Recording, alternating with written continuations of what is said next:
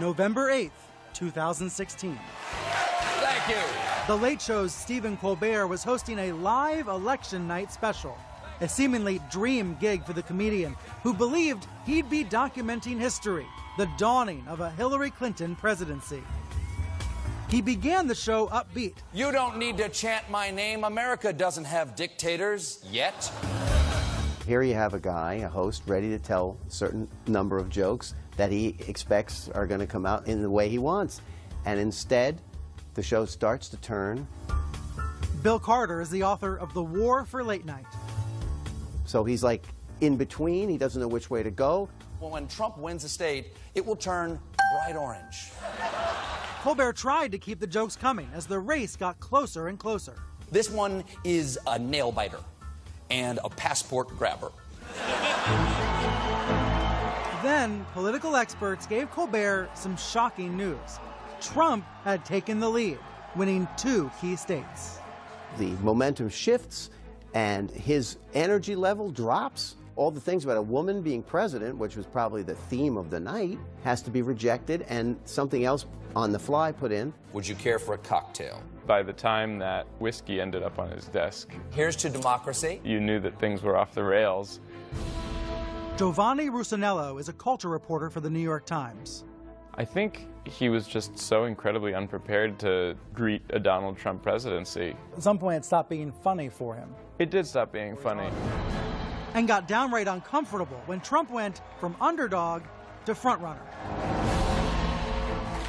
Donald Trump has taken the state of Florida. That's a horrifying prospect. I can't put a happy face on that. And that's my job. All of his emotions were on display, and it was made for incredibly arresting television, but in some ways disturbing. You're watching a guy have his hopes drain out of him right on the air. I've never seen anything like that before. Sorry to keep you waiting. Complicated business. When it was all over and the results were in, Colbert, shell-shocked, left the audience with some dark final thoughts. So how did our politics get so poisonous?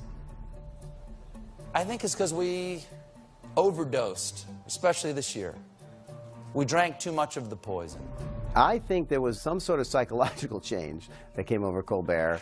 We as a nation agree that we should never, ever have another election like this one. Do you agree?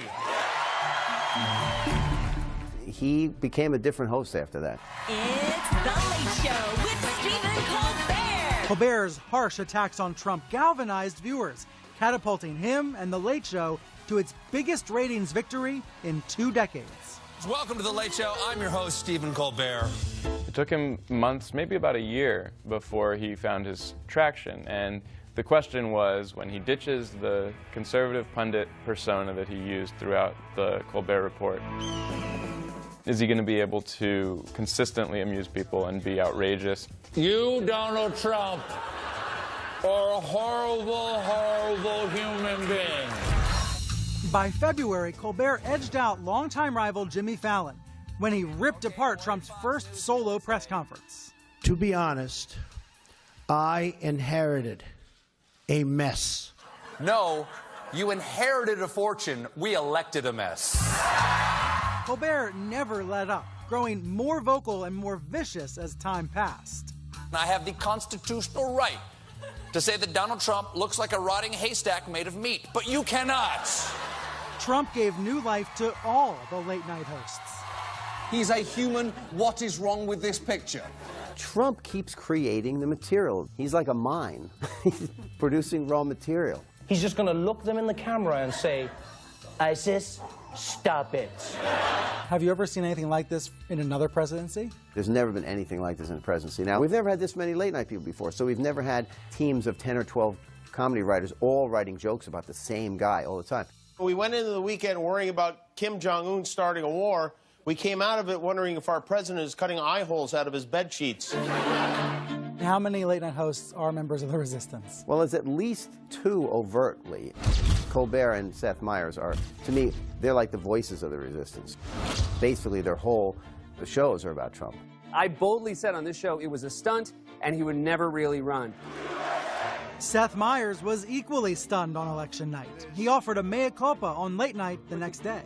Based on this pattern of me being wrong on every one of my Donald Trump predictions, he's probably going to be a great president. Then he gave the new president a warning. We here at Late Night will be watching you. Meyers kept that promise, brutally dissecting Trump's every move in his signature Closer Look segment. Would you call what you're doing now investigative comedy? We do try to bring out information that you couldn't get out in a monologue joke, so we try to do a longer piece where we can sort of have a little bit more freedom to explain the story. Trump is so fully out of his mind, he broke a general. That guy's been in wars. It might be explanatory journalism sometimes? Sure, I think we try very hard. Explanatory comedy. Again, I'm always... You're afraid of the J word, aren't you? Well, I feel like I'm doing a disservice to people who actually practice journalism to say that I'm doing it as well. I like doing comedy the most, so that's what I'd like to stick with. But experts say that in the era of Trump, viewers depend on comedians like Meyers to make sense of the constant cycle of news. It's time for Breaking Crazy. He's going as in-depth as he can. The line between late-night comedy and news reporting is so thoroughly blurred. People want a kind of a frontline style late-night show. 2016 has been an uncommonly year. What viewers want, they get, and plenty of it. Coming up, the Daily Show descendants. You were telling the president about Putin. Go. You really see a Jon Stewartization of late night. It was really pushed along by the Donald Trump presidency. American Legion Trump, respectful and strong. We have to get going, sir. I don't want to go. And later, the ever-expanding late-night landscape. You're the president of the United States. Let's go.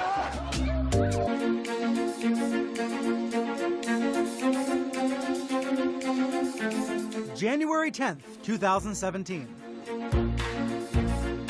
We have a lot of people who are sort of tasked with watching things as they happen. From 30 Rockefeller Plaza in New York. 1 hour before Seth Meyers taped Late Night, there was big breaking news. Breaking news.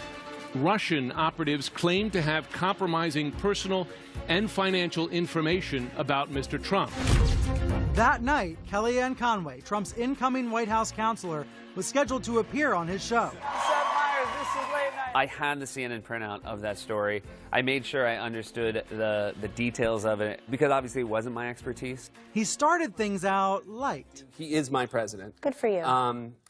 He's my president so much, it's keeping me up at night. Then he got serious, probing Conway about the big news of the day. I believe it said they did brief him on it. Oh, he has said that he is not aware of that. Okay. That concerns me. He was incredibly prepared. Unlike even some news people interviewing her, he would not let her get away with anything. I sometimes fear that the president-elect has no curiosity as to the amount they tried. That is completely false. Okay. He has enormous curiosity. I'm there every day with him. He has a number of different meetings every day, briefings and otherwise. He was curious enough to figure out America. He knew America when many other Republicans did not. Right there, Kellyanne. No, and Democrats did not. He did not let her slip away. I thought it was very effective. It was one of the best interviews he's done. In general, you always walk away from interviews with politicians wishing, you'd pushed a little harder. Have the hosts stopped being funny and started getting too serious? It's become a new brand of comedy, I think, that's both informative and, yeah, I do think pretty funny. Vonnie Rusinello was hired by the New York Times to do a daily roundup column called Best of Late Night. We realized that Trump, through his own style, was redefining the landscape of late-night TV. Do you think if someone watched these shows every night the way you do, they would find themselves changing their political views? No. I think that the way these shows work is they tune into a certain decibel level, a certain level of outrage, a certain angle of critique. The president was griping about the size of the crowd and wondering how his pink tie played with his audience. Who would you say is the toughest on Trump? Colbert has been the most savage in his attacks. I'm the most unpopular president in modern history. I've deepened America's racial divide. We are on the brink of thermonuclear conflict. It's got to be the pink tie, right? Other hosts are making equally, if not even more substantive, critiques of the president. Trump's trust in Breitbart actually goes way back. Every time we see John Oliver, once a week, they've spent a full week preparing what are essentially investigative reports. Holding up a Breitbart article does not make you seem more credible. Oliver, a Daily Show vet, has earned the rep of being one of the sharpest political satirists on late night. My sources, talk to them! He devotes a huge chunk of HBO's Last Week Tonight to fact-finding. The press is going to be a key element in helping us sort out fact from fiction, and they are under attack. Do you remember in February he hires a bunch of singing dancers to try to inform Trump about Putin? Pageantry for him is activism, and I think that's a part of our new reality. Oh, on my car! He's essentially being a town crier and an advocate, as well as a newfangled TV comedian. Donald Trump is acting moodier and more erratic. James Corden is a more broad approach guy, but he's done some pretty tough things about Trump. And recently confided in one White House aide, telling him, "I hate everyone in the White House." Is this guy the President of the United States or a cast member on Big Brother? I hate everyone in the house. Corden and Oliver have a way of looking at the American experience like, are you kidding me? This is what you people do? I'm sharing news from the White House. The clever bits kept coming. But with so many late-night stars, how do hosts stand apart? Do you ever worry about saying the same thing every other show is saying? Yeah, I mean, we think about it a little bit, but it happens less often than you would think. Steve Bodo is the executive producer of The Daily Show with Trevor Noah. We said Trump was an African dictator, right? Trevor has a certain point of view and a certain style. And so even if Steven's show observed the same thing on a given night, it's still going to come out differently. Donald Trump does not around, eh? He delivers these punches against Donald Trump that doesn't have the nastiness other hosts do. Special like important, or special like the guy I made fun of? Which one? He struggled to find his voice when he took over Jon Stewart's chair. This is The Daily Show with Trevor Noah. But nearly 2 years later, Noah and The Daily Show were flying high. Then there was that one epic week in May. Comey is fired. If he's gone, who's going to investigate Russia's ties to... It comes out that Trump maybe leaked information to the Russians in the Oval Office. This is a trap, no? No, it has to be. No, it can't be this easy. Come on, come on. And Mueller's appointed. Probably saying to himself, man, I'm glad I am not part of this anymore. I'm just like, hello? Each night we were just like rewriting the show almost on the fly when that happened. I was very proud of that. Trump and those bombshells notched Trevor Noah his best week ever. Comey reminds me of every black mother. I brought you into this world, and child, I can take you out of it. Is Donald Trump the best thing that's ever happened to late-night TV? There are certainly days where it seems that way. Next, too much Trump? He refers to Kim Jong-un as Rocket Man, which beats the other nickname he gave him, Lil' Kim. Maybe don't make it sound like he's an action-packed new movie franchise. Just call him Lil' Kim. Then there are also times where it's hard not to feel like you're being redundant. Ladies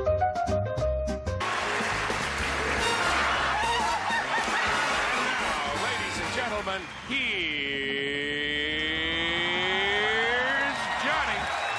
There was only one real king of late night. Hey, we've got a real humdinger of a show tonight. Johnny Carson held court for 30 years. But when it came to politics, he chose punchlines over political attacks, razzing presidents like Ronald Reagan. Did you see the picture in the magazine of Reagan riding his horse on the ranch? With George Bush running behind with a pooper scooper? Johnny Carson wanted to be everything to everybody. He wanted to be a middle American kind of guy. Bill Carter has covered the media industry for more than 30 years. He was looking for the joke of it. He would look for the silliness of it. He wasn't a member of the resistance. Let's put it that way. Well, I don't know, Brian. My fellow Americans. I just don't know. You just remember those things, you know? Former SNL cast member Joe Piscopo took his own jabs at President Reagan. If you vote for me again in 1984, you'll receive this handsome set of Ginsu steak knives. Piscopo said back then, late-night hosts did not attack. Johnny Carson, he would always joke about Nixon. You're not going to lend me your makeup man, are you? No, I'm going to lend him to Lyndon Johnson. He would joke about Gerald Ford, but it was never vicious. It seems to be vicious now. The Tonight Show. Like Johnny. With Jay Leno. The Tonight Show's Jay Leno kept his punches light. A lot of people think Al's popularity went up because of that kiss he gave Kipper at the convention. Remember that thing? Leno was, you can't tell how I vote. You have no idea how I vote from listening to me. Even David Letterman, the master of stinging insults, held back. Does it bother you that I'm always, yakking about stuff? No, I'm glad you're saying my name. If you press Dave, he's like, what do I know? I don't know anything. I'm just an idiot who tells jokes. Welcome to The Daily Show. Then in 1999, Jon Stewart, a new late-night host, burst onto the scene. This whole trial is sexy. And the slant radically changed. There may be a woman candidate who'll be elected president watching this evening. No, not on Comedy Central, sir. Jon Stewart really changed it. Jon Stewart brought big-time point of view to late night. Consistent point of view. And, he wasn't always liberal, but he was extremely committed to certain issues. We are, as we speak, live from our election center studios in New York City's abandoned prostitute district. It was the 2000 presidential campaign when the show went from being mostly about pop culture to really focusing on the election. Steve Bodo was Jon Stewart's executive producer on The Daily Show. By then, the show was a political show, and it pretty much has been ever since. Good news for Mitt Romney. He has won tonight, and we can announce this right now. Most of the Confederacy. Giovanni Rusinello writes the best of late night column for the New York Times. Mulling over a certain compact news story and teasing out all the ironies of it has become the sort of the rubric for almost everybody in late night. Responding to Trump's ill-informed tweets can be a full-time job. And I know because it's my full-time job. Late night now had a blueprint. New shows were spawning new talent. Jon Stewart is the jumping-off point for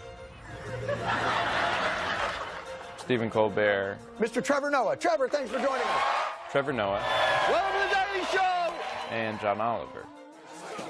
That late night lineup exploded even more with Trump. All of them covering politics and the president 24/7. How has he changed the landscape?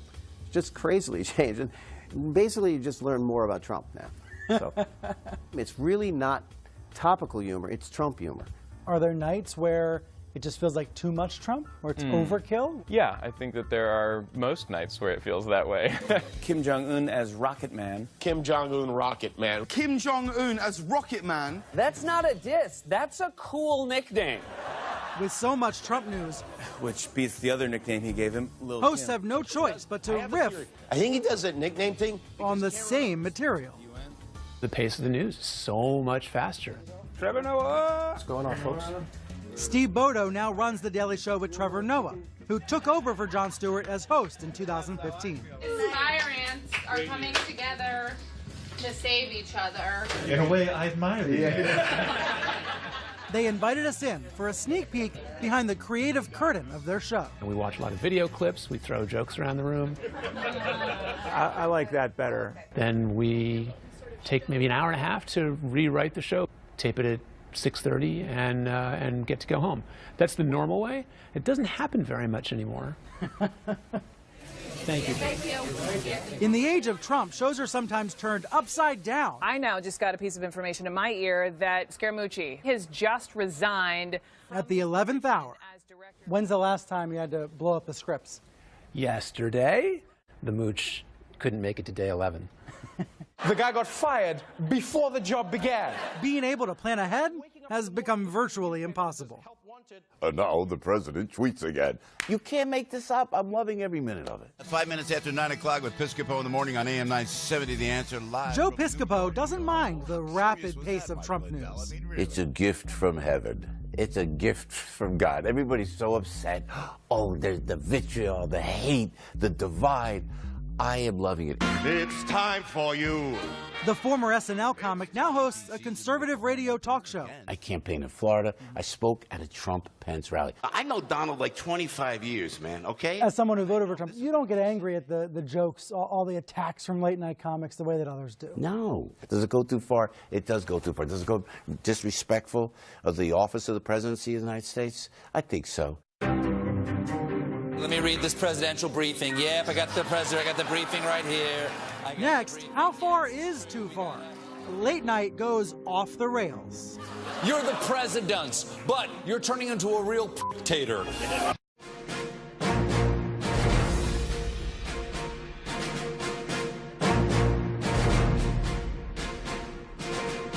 Good evening. From Hartford University, I'm Lester Holt. It's debate night on SNL, October 2016. This was Alec Baldwin's debut as Donald Trump. Our jobs are fleeing this country. They're going to Mexico. They're going to China.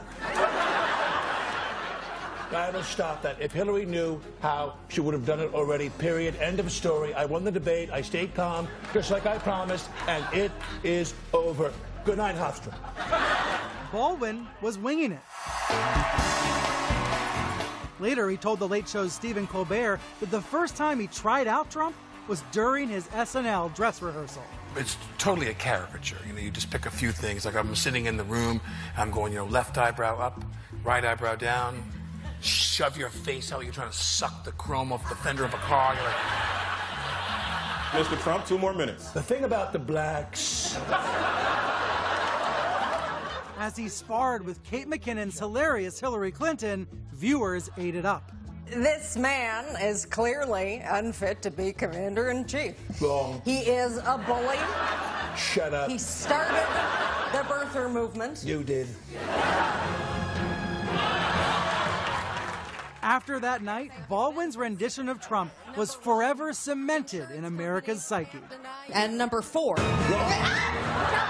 Saturday Night Live now has a permanent character. They always had presidents, but this is now this, iconic Saturday Night Live character. Send in Steve Bannon. Members of Trump's team gave SNL even more red meat. No! Kate McKinnon stole the show as Trump's overworked campaign manager, Kellyanne Conway.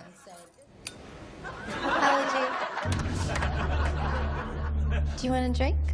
Jesus. And post-election, Kate's impersonation of an unhinged Conway, trying to win over CNN's Jake Tapper, I'm not going to be ignored. gave SNL's version of Fatal Attraction another hit. I'm here to swallow gum, and I'm here to take names. Comedian Melissa McCarthy struck comedy gold as Press Secretary Sean Spicy Spicer. And our president will not be deterred. Driving his podium into the press. Kidding me? Are you?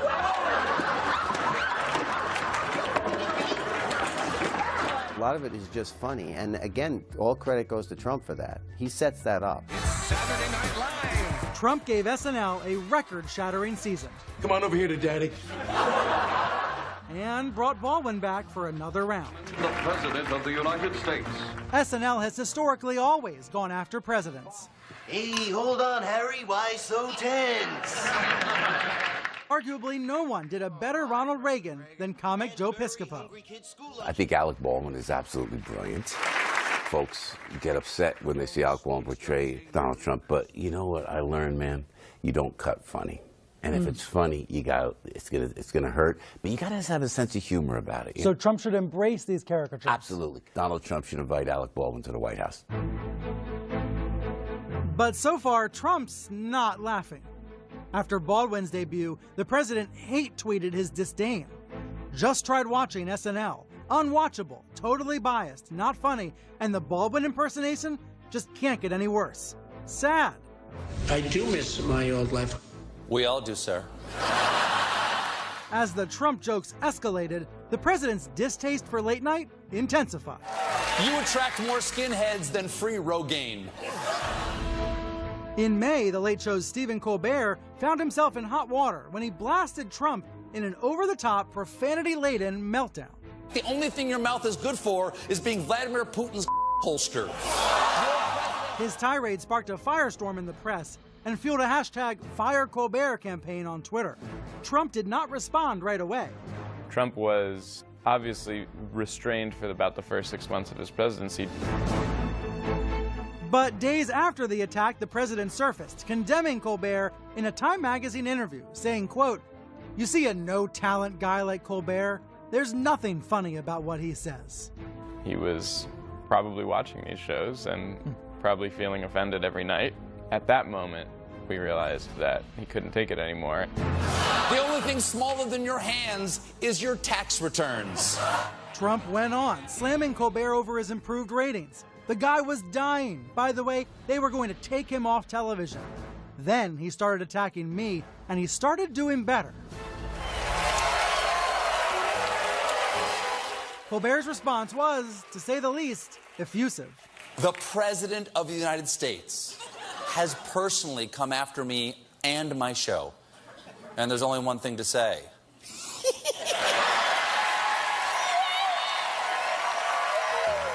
I think when Trump tweets about one of these shows, they probably have a party. They must love that because that means they're scoring points.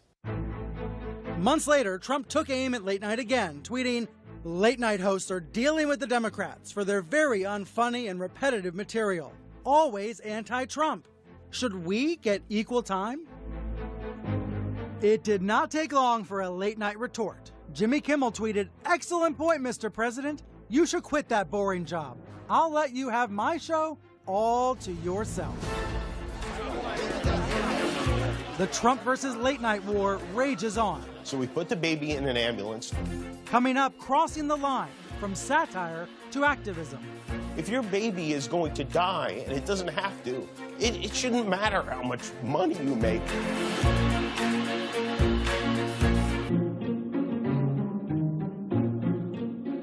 I have something to say here. Donald Trump, if you're watching, first of all, you're a bad president. Please resign. Second of all, in the Trump era, The Late Show's Stephen Colbert's satirical voice cracked the code. But Colbert's method of madness is in sharp contrast to what, not long ago, was a winning formula on NBC's The Tonight Show. Wow, I look fantastic.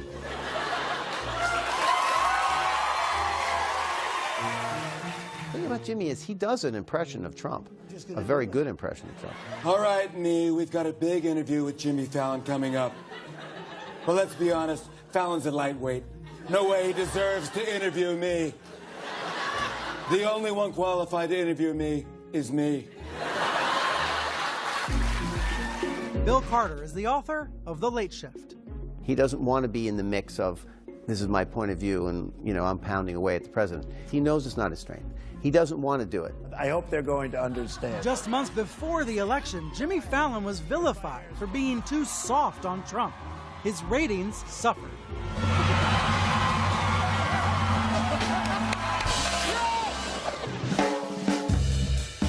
Was interviewing Trump and playing with him a big deal? Was that actually a big deal? Giovanni Russinello is a culture reporter for the New York Times. I think he's acknowledged since then that, yes, it was a huge deal and that he was surprised by the kind of blowback that he got, but he has to reckon with it. Today, Trump said he believes in torturing prisoners, which is bad news for Melania, and... Like Fallon, Jimmy Kimmel stuck to a more traditional show on ABC. He's sort of like your all-American 1950s guy. He's not especially progressive in his social views, in my opinion. I don't think of him like out there to bash conservatives. That persona changed last May. So now more when Kimmel, through tears, revealed a health scare involving his newborn son. It's a terrifying thing. My wife is back in the recovery room. She has no idea what's going on. Kimmel's emotional story became a call to action on healthcare. If your baby is going to die, and it doesn't have to, it shouldn't matter how much money you make. I think that's something that, whether you're a Republican or a Democrat or something else, we all agree on that, right? I mean, we do. He puts himself out there in the middle of the healthcare discussion. I think he really zeroed in on that, and it's kind of made him, you know, a heroic figure for some people. Then Kimmel was fully immersed in the political fray when he had on the Louisiana senator who was making a last-ditch effort to pass a new health reform bill. The Jimmy Kimmel test, I think, should be no family should be denied medical care, emergency or otherwise, because they can't afford it. Can that be the Jimmy Kimmel test? As simple as that? Is that oversimplifying it? Hey, man, you're on the right track. And if that's as close as we can get, that works great in government. Now, we've got to be able to pay for it. And that's the challenge. I can think of a way to pay for it is don't give a huge tax cut to millionaires like me and instead leave it how it is. I mean, that would be one way. Months later, in September, Kimmel went on a 3-night tirade, announcing that Cassidy's proposed Jimmy Kimmel test failed. And this guy, Bill Cassidy, just lied right to my face. They continued to duke it out when the senator said Kimmel didn't understand the bill. Could it be, Senator Cassidy, that the problem is that I do understand and you got caught with your GOP penis out? Is that possible? Kimmel didn't let up. I don't want to turn this into a Kanye and Taylor Swift type situation. This time, calling out Trump. There's no way President Trump read this bill. The Democrats should just rename it Ivanka Care. Guaranteed he gets on board. Kimmel is not a political actor by nature, but the entire sphere of late night has become so politicized that it's almost within my job description now. As Trump's wild ride continued, Jimmy Fallon was pulled in too. It was the horrible events in Charlottesville, Virginia that provoked him. Even though The Tonight Show isn't a political show, it's my responsibility to stand up against intolerance and extremism as a human being. What happened over the weekend in Charlottesville, Virginia was just disgusting. The fact that it took the president 2 days to come out and clearly denounce racists and white supremacists is shameful. It was a moment when the gloves came off. I think even Fallon said this is no way for a president to act and that he needs to apologize. Do you think he was reluctant to do this? I felt like his mode of delivery was strange. It's important for everyone. It just made me think, oh, he's just telling this like he tells his jokes. Ignoring it is just as bad as supporting it. So Kimmel is still mining that divide between am I the all-American guy or am I the critic? It's one that Fallon has decisively sort of abdicated, that choice. He said, I'm not going to even budge. Fallon ditched the hair messing, but continued the Trump mocking. Buckle up, because I'm coming in hot. This is going to be a crazy one. Daddy came to play. I think when you look at the 11:30 shows, they're different kinds of television shows. If you were a better president. Some people want to turn on late night shows and they want to see hard takes on politics, and other people use it for escapism. And I think it's important that those shows still exist. Oh, this made me laugh. And I think Jimmy does that better than anybody. Coming up, the new faces of late night. I won't deport you. Yes, I will. Let's roll!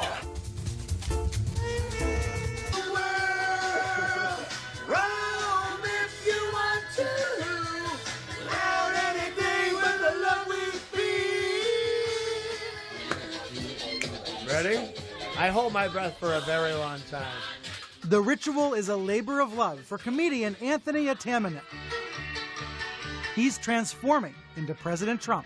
Let's roll! Atamanuik is the breakout star of a show unlike anything else on TV.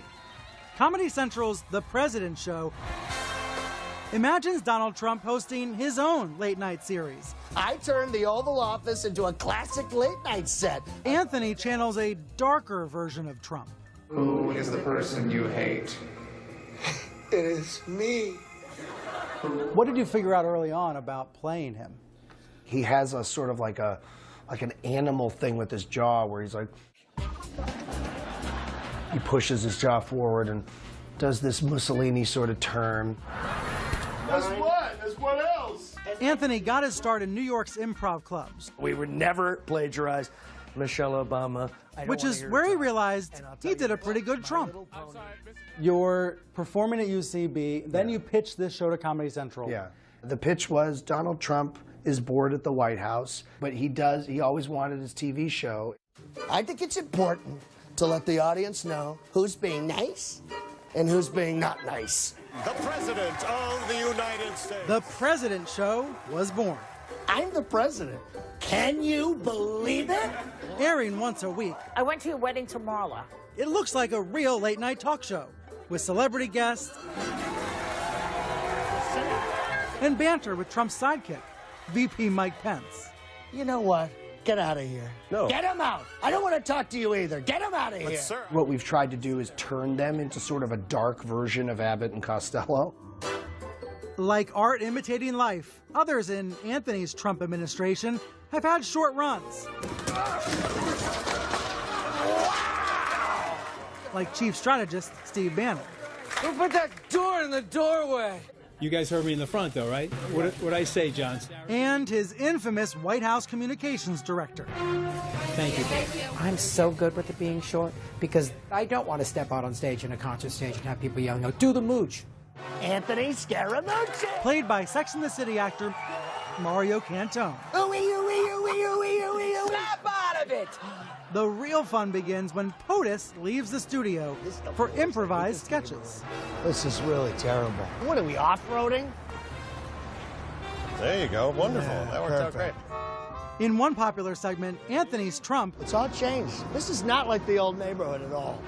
visits his childhood home in Queens, New York. It's a beautiful neighborhood. What an awful block. Why did you decide to bring your character here? I always wanted to do the roots of Trump. My version of him is like sort of petulant and like always rejecting his past. This is where Donald Trump was born. Okay, I don't need my own biography, Mike. The formula worked. The show has vaulted to the top of Comedy Central's ratings. This demand for Trump humor brought another comic to an unexpected place. I would never think to watch a late night show on Netflix on a daily basis because that's not what it does. But it's interesting that she landed there. Chelsea Handler landed Netflix's first ever talk show, Chelsea. Donald Trump, monkeys. Viewers binged her outrageous rants A little place I like to call monkey business. about her least favorite person. How much has your show here changed as a result of the Trump presidency? A lot. I mean, I'm a real loud mouth. I can't help myself. According to WebMD, the symptoms of syphilis are Exhibit A, patchy hair loss.